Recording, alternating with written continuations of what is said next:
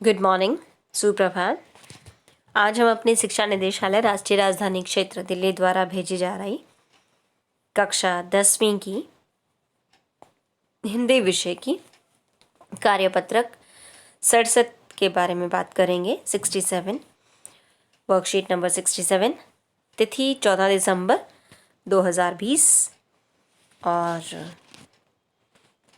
विद्यार्थी का नाम, कक्षा अध्यापिका का नाम, विषय अध्यापिका का नाम, ये सब हम ऊपर अपना लिख लेंगे।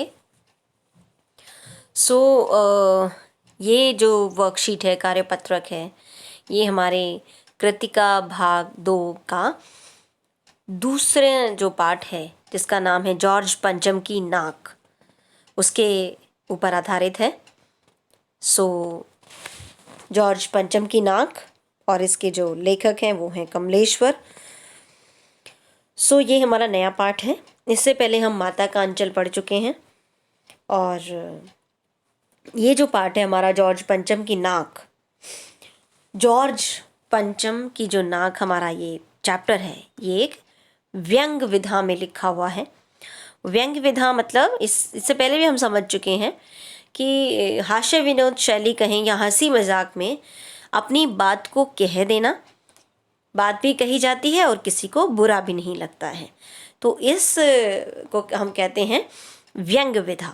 ये हमारी विधा है व्यंग विधा कि मजाक मजाक में बातें बोल देना, बात बोली भी जाती है और किसी को बुरा भी नहीं लगता है, तो ये हमारी व्यंग विधा हो गई। इस पाठ में ऐसे ही मजाकिये अंदाज में देश की व्यवस्था पर व्यंग किया गया है, तो इस पाठ को हम देखते हैं।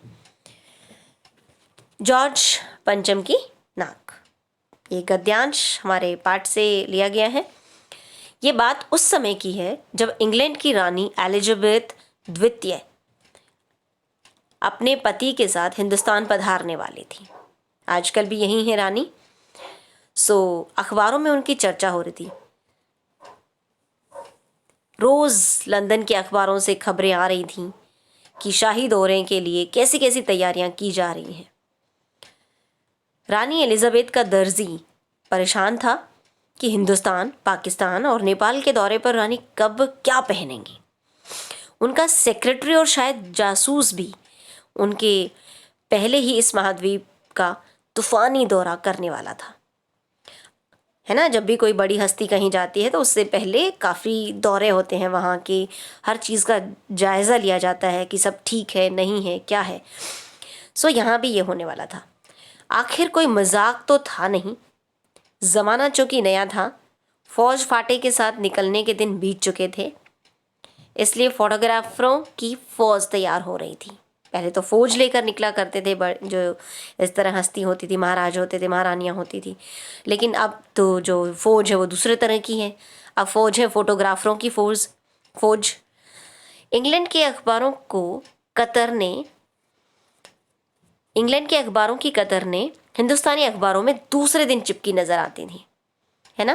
पहले यही होता था कि वहाँ जो पिक्चर छपी है वहाँ से यहाँ आती थी, फिर अगले दिन चिपकाते थे कि रानी ने एक ऐसा हल्के नीले रंग का सूट बनवाया है जिसका रेशमी कपड़ा हिंदुस्तान से मंगाया गया है, कि करीब 400 पाउंड खर्चा उस सूट पर आया है। रानी एलिजाबेथ की जन्म पत्री भी छपी। अगर अब हम बात करें तो जॉर्ज जो पंचम है वो रानी एलिजाबेथ के दादा हैं, है ना। प्रिंस फिलिप के कारनामे छपे। प्रिंस फिलिप जो है रानी एलिजाबेथ के पति हैं, उनके भी कारनामे छपे। और उनके नौकरों, बावर्चियों, खानसामों, खाने की सामग्री का जो प्रबंध करते हैं नौकर या रसोइया, है ना, अंगरक्षकों की पूरी जीवनियाँ देखने में आई। शाही महल में रहने और पलने वाले कुत्तों तक की तस्वीरें अखबारों में छप गई। बड़ी धूम थी, बड़ा शोर शराबा था। शंख इंग्लैंड में बज रहा था, गूंज हिंदुस्तान में आ रही थी। इन खबरों से हिंदुस्तान में सनसनी फैल रही थी। राजधानी में तहलका मचा हुआ था। जो रानी 5,000 रुपये का रेशमी सूट पहनकर पालम के हवाई अड्डे पर उतरेगी, उसके लिए कुछ तो होना ही चाहिए। कुछ क्या, बहुत कुछ होना चाहिए, जिसके बावर्ची पहले महायुद्ध में जो हमारा फर्स्ट वर्ल्ड वॉर हुआ था उसमें जान हथेली पर लेकर लड़ चुके हैं, उसकी शान शौकत के क्या कहने। और वही रानी दिल्ली आ रही है, ने अपने मुंह से निकल गया। वह आए हमारे घर, कभी हम उनको कभी अपने घर को देखते हैं। ये सारे हमारे यहाँ शब्दार्थ हैं। खानसाम जो है वर्ड यहाँ पर दिया गया और उसके मीनिंग यहाँ पर हैं। दिए गए गद्यांश को पढ़कर पूछे गए प्रश्नों के उत्तर लिखिए। ये अब हम प्रश्नों पर बात करेंगे। उससे पहले हम वापस में बात कर लेती हूँ कि जॉर्ज पंचम इंग्लैंड के महाराज और रानी एलिजाबेथ द्वितीय जो हैं वो जॉर्ज पंचम की पोती हैं और प्रिंस फिलिप रानी एलिजाबेथ द्वितीय के पति हैं। सो ये जब देश आज़ाद हो गया उसके बाद रानी का यहाँ पर भारत में दौरा करने का ये अवसर था। और क्योंकि आज़ाद भी हो गया था देश, और फिर भी जो इंग्लैंड की महारानी का जो आगमन है वो कितनी सनसनी फैलाई हुई है उसने हमारे अधिकारी वर्ग में, हमारे नेताओं में, तो वो यहाँ पर दिखाया गया है व्यंग्य के माध्यम से, है ना। क्योंकि अब चलिए अब हम बात करते हैं अपने प्रश्नों की। किसकी फौज तैयार हो रही थी और क्यों? प्रश्न नंबर 1, किसकी फौज तैयार हो रही थी? तो हम बात करेंगे कि फोटोग्राफरों की फौज तैयार हो रही थी। और क्यों? ताकि रानी का जो जब दौरा होगा जहाँ जहाँ जाएंगी सारी उन्हें कवरेज मिल सके, सारी उन्हें जानकारी मिल सके, ये हम यहाँ पर लिखेंगे। और उसके अलावा महारानी है इंग्लैंड की, तो क्योंकि एक विशिष्ट व्यक्तित्व है तो उनकी खबर तो होनी ही होनी है। उनकी जानकारी, वो क्या कर रही हैं, कहाँ जा रही हैं, हर चीज़ की जानकारी तो अखबारों को चाहिए।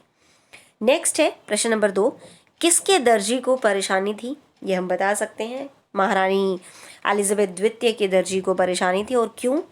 उन्हें चिंता थी कि महारानी जो है जब दौरे पर जा रही हैं तो इस महाद्वीप के जो दौरा है उसमें वो जहाँ जहाँ भी जाएंगी वह क्या क्या पहनेंगी, क्या उनकी पोशाकें रहेंगी, ये उन्हें चिंता थी। नेक्स्ट है हिंदुस्तान में सनसनी क्यों फैल रही थी?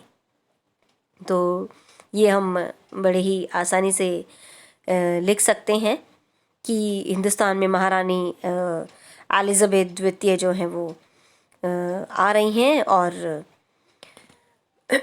इस खबर से हर तरफ सनसनी फैल गई है। और क्योंकि बहुत जब रानी आ रही है, महारानी आ रही है, तो उसके लिए बहुत सारी तैयारियां भी हैं, बहुत सारी चीज़ें करनी हैं।